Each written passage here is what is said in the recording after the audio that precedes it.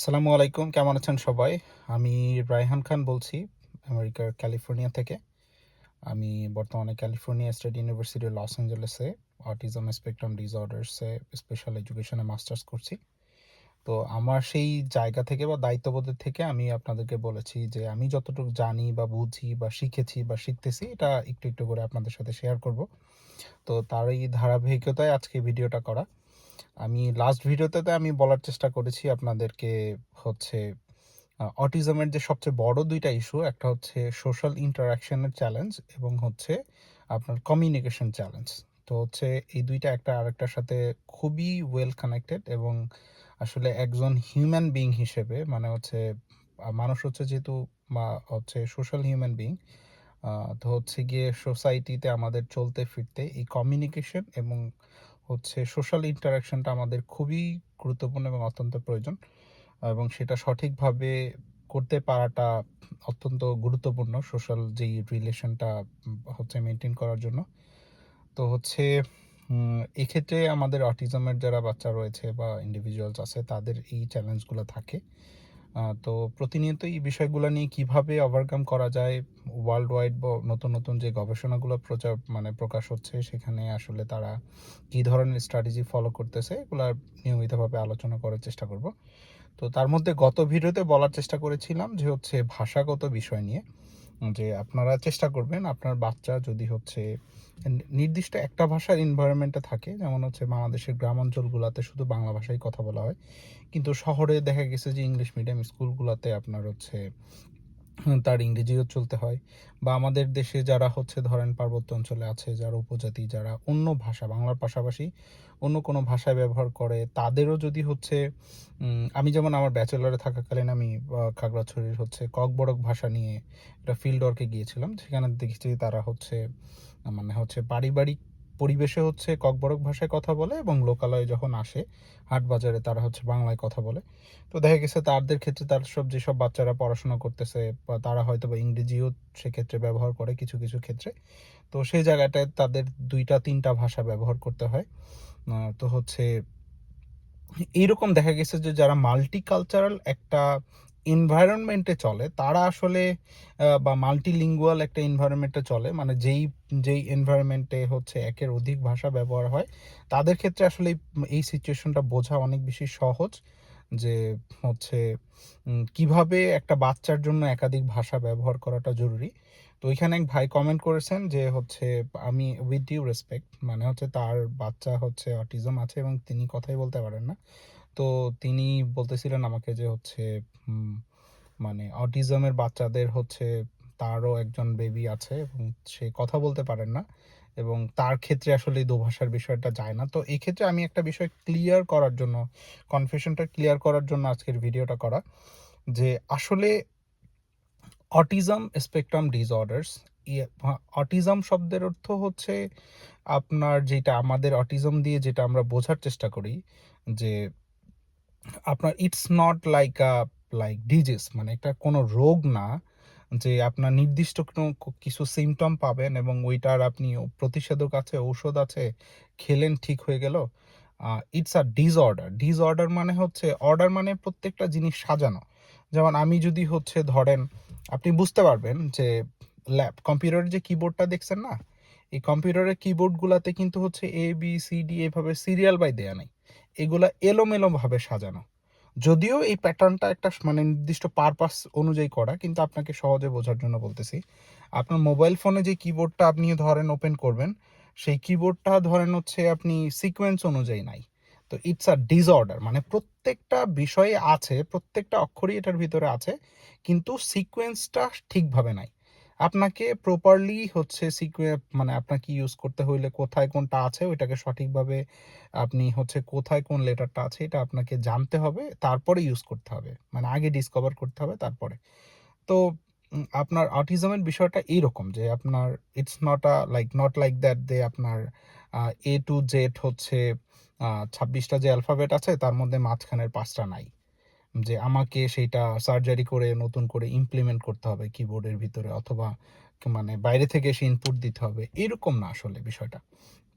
আপনার, অথবা আপনি আরও সহজভাবে ধরতে পারেন যে ধরেন এটা একটা ধুলার প্রলেপ পড়ে আছে আপনার কিবোর্ডের মধ্যে, আপনি দেখতে পাচ্ছেন না যে কোথায় কোন বাটনটা আছে। ওটাকে আপনি মানে হচ্ছে বিভিন্ন এক্সারসাইজের মাধ্যমে অথবা বিভিন্ন ইন্টারভেনশনের মাধ্যমে ওই আপনি ধুলার প্রলেপটা যখন সরাবেন, পুরাপুরি সরাইতে পারলে আপনার কাছে ভিজিবল হবে এবং আপনি ইউজ করতে পারবেন।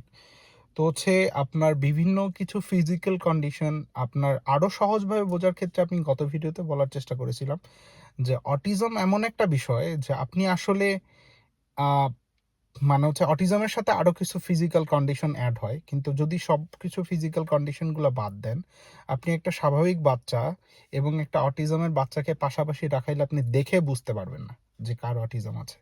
আপনার হচ্ছে বাংলাদেশে দেখা যায় যে বা সারা ওয়ার্ল্ডেই হচ্ছে ডাউন সিনড্রোমের বাচ্চাদের একটা ধরনের ফেশিয়াল স্ট্রাকচার আছে।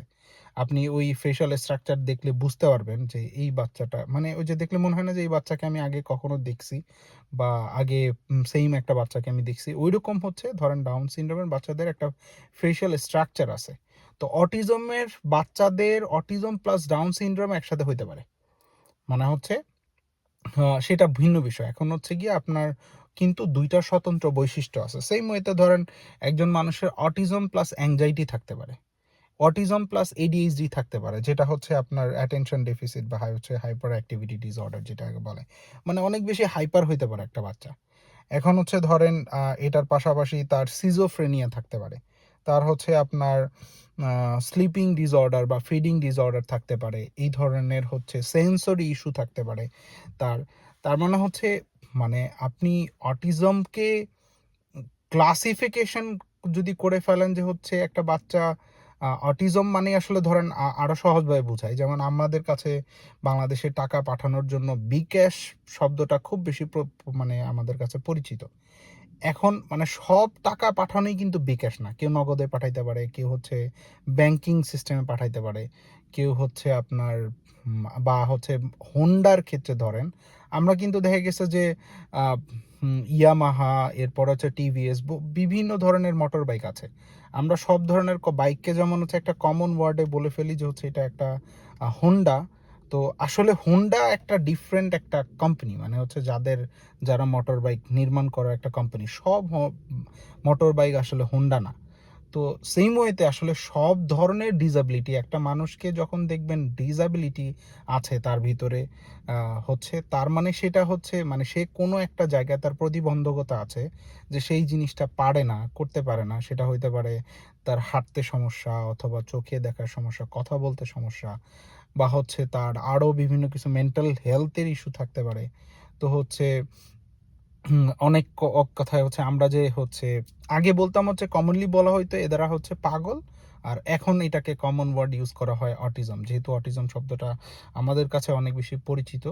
তবে ফর পাবলিক অ্যাওয়ারনেস আমি মানে হচ্ছে আমার দায়িত্ব থেকে আমার জায়গা থেকে আমি আপনাদেরকে বলার জন্য চেষ্টা করতেছি যে আসলে সব ধরনের ডিসাবিলিটি অটিজম না, এবং হচ্ছে অটিজমটাই আসলে কোনো ডিসাবিলিটি না, মানে এটা it's kind of challenge.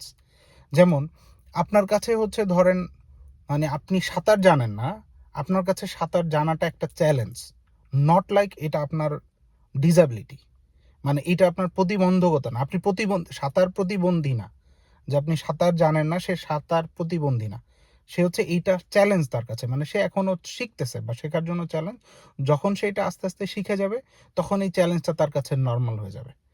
Same ওয়েতে হচ্ছে যেই বাচ্চাটা এখনো ধরেন গান গাইতে পারে না, আপনাদের গত ভিডিওতে বলার চেষ্টা করছি, এখন গান গাইতে না পারা মানে আপনি কিন্তু মানে হচ্ছে গায়ক প্রতিবন্ধী না, যে আপনি গান গাইতে পারেন না।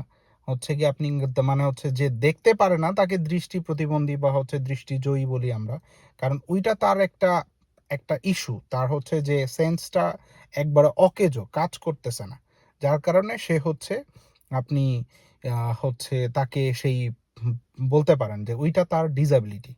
কিন্তু অটিজমের একটা বাচ্চার হচ্ছে যেমন হচ্ছে দেখতে, অটিজমকে আপনি যদি হচ্ছে দৃষ্টিশক্তি দিয়ে চিন্তা করেন তাহলে দেখবেন হচ্ছে আপনি এক এক জায়গায় এক একটা জিনিস এলোমেলো ভাবে দেখতেছেন, যে হচ্ছে আপনার গাছের জায়গায় আপনি হচ্ছে গিয়ে পাহাড়কে দেখতেছেন, পাহাড়ের জায়গায় গাছকে দেখতেছেন, এইরকম এলোমেলো। আপনি যে একটা ক্লিয়ার পিকচার দেখেন, একটা অটিজমের বাচ্চা হয়তো এটাকে ডিফারেন্ট ওয়েতে দেখে।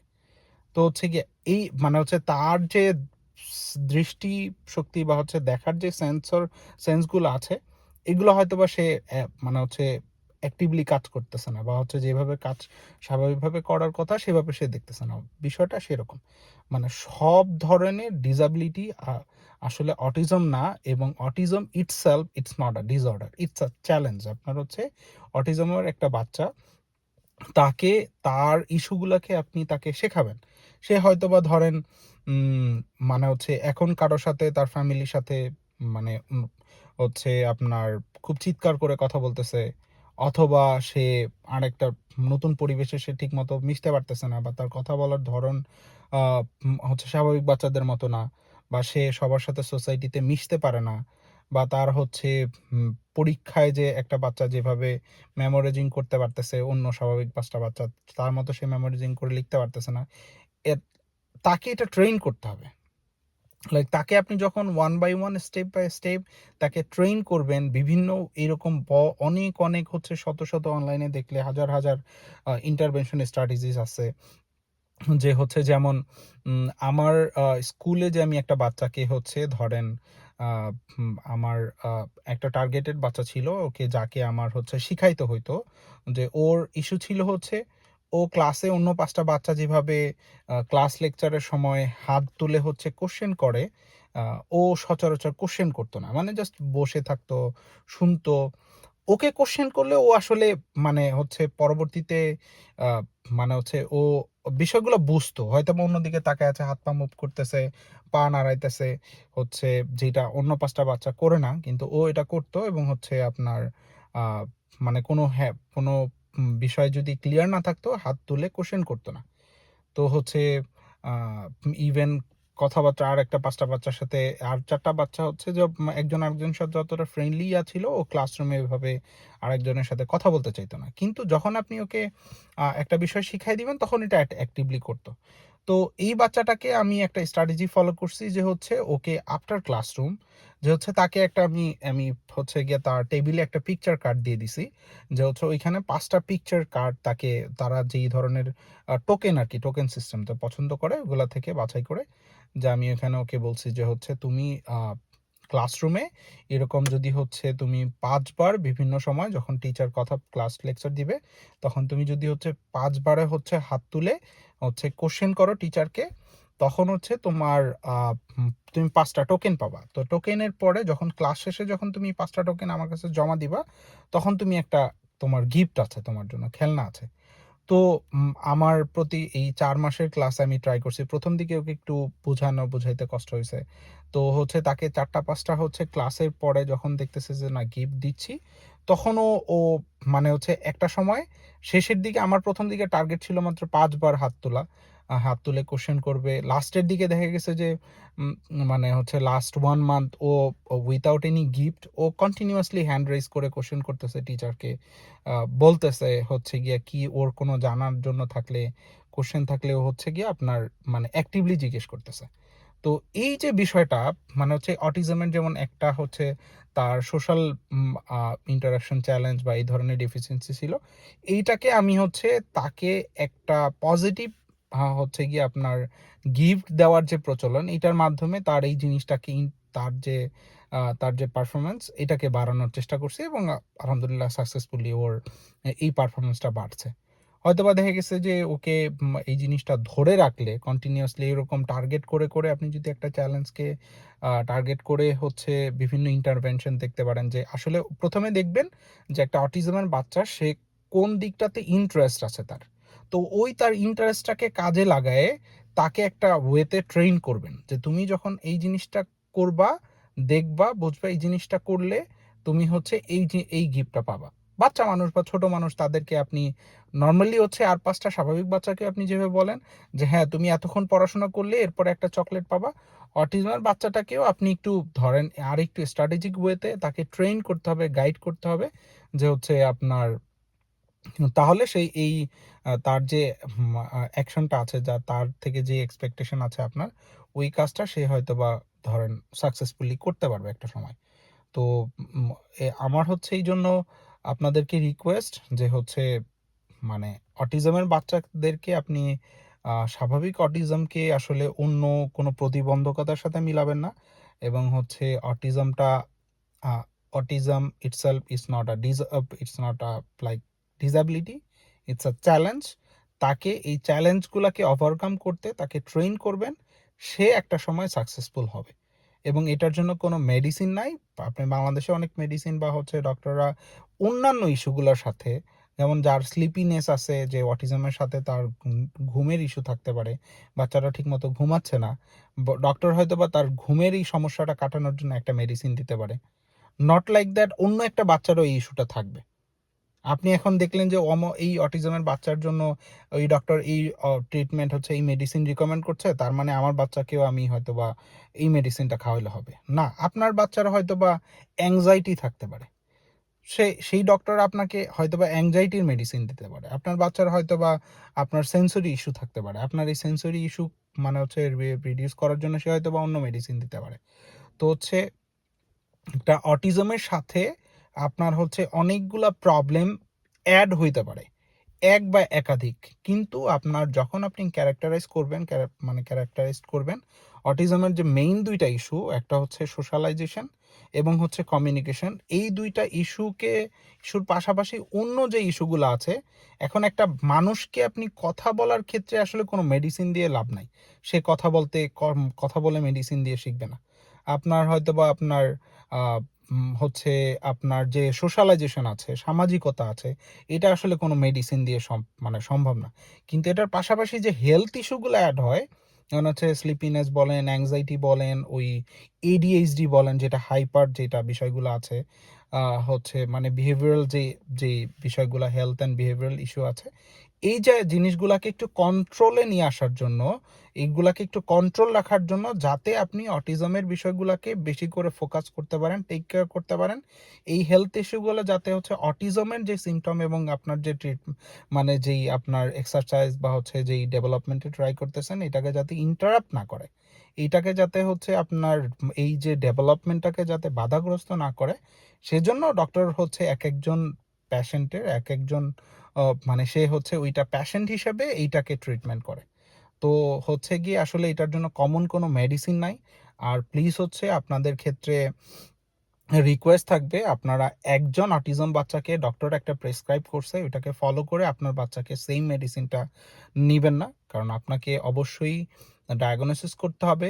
হচ্ছে গিয়ে আপনার দুইটা, একটা হচ্ছে তার যে অটিজমের যে হচ্ছে কমিউনিকেশন এবং সোশ্যাল ইন্টারাকশনের ক্ষেত্রে তার লেভেলটা কত আছে, তার আইকিউ লেভেল কীরকম, সেইটাকে ওইভাবে তাকে ওই থেরাপির দিকে নিয়ে যাবেন। এবং তার পাশাপাশি কোন ধরনের হেলথ ইস্যু আছে, সেই অনুযায়ী ওই রিলেটেড ডক্টর বা হচ্ছে তার ফিজিশিয়ান কী ধরনের এক্সারসাইজ আপনাকে সাজেস্ট করে এবং কী ধরনের মেডিসিন সাজেস্ট করে, এইটাকে ফলো করার চেষ্টা করবেন। এবং যতটা এই যে যেমন হচ্ছে আমার যেই ক্লাসরুমের বাচ্চাকে ট্রাই করলাম, বললাম যে ওর হ্যান্ড রেইজের যে বিহেভিয়ারটা আছে, এটাকে আমি ইমপ্রুভ করার জন্য যখন হচ্ছে একটা গিফট দেওয়ার হচ্ছে উম, যে যে স্ট্র্যাটেজি আমি ফলো করছি, সেটা হয়তো বা আমি প্রথম 2 মাস 3 মাস করেছি, তারপরে আর আসলে এটা দরকার হয়নি। তো এটা একটা স্টাবলিশড বিহেভিয়ারে চলে আসছে। তো হচ্ছে আপনার মেডিসিন দেওয়ার বা হচ্ছে এক্সারসাইজ করানোটাকে এস্টাবলিশ না করে, তার ডেভেলপমেন্টটাকে হচ্ছে গিয়ে আপনি বাড়ায়, তার ওই মানে হচ্ছে স্পেসিফিক যে বিহেভিয়ার, ওইটাকে এস্টাবলিশ করার চেষ্টা করেন। এবং হচ্ছে ধীরে ধীরে আপনার এক্সট্রা যেই মানে জিনিসগুলো অ্যাড করতেছেন, সাপোর্টগুলো অ্যাড করতেছেন, ওইগুলাকে কমাই দিয়ে চেষ্টা করবেন যে ইন্ডিপেন্ডেন্টলি সে যাতে এই বিহেভিয়ার বা এই অ্যাক্টগুলো, এই কাজগুলো করতে পারে। তো এটাই আসলে অনেক বেশি দরকার। তো আমাদের সবচেয়ে বেশি দরকার যেটা, সেটা হচ্ছে সচেতনতা এবং জানা, বোঝা। যে আগে আপনি বুঝবেন, তারপরে আপনাকে জানতে হবে, ওই অনুযায়ী আপনার কি করতে হবে। তাহলেই আশা করি যে আপনার সমস্যাগুলা এবং আপনার বাচ্চার যে চ্যালেঞ্জেসগুলো আছে, এগুলো খুব সহজে আপনি ওভারকাম করতে পারবেন। তো সবার জন্য দোয়া রইলো, এবং চেষ্টা করব প্রতি ভিডিওতে আপনাদেরকে ছোট করে একটু একটু করে মেসেজ দেওয়ার এবং আপনাদেরকে জানানোর এবং বোঝানোর। ভালো থাকবেন সবাই। আসসালামু আলাইকুম।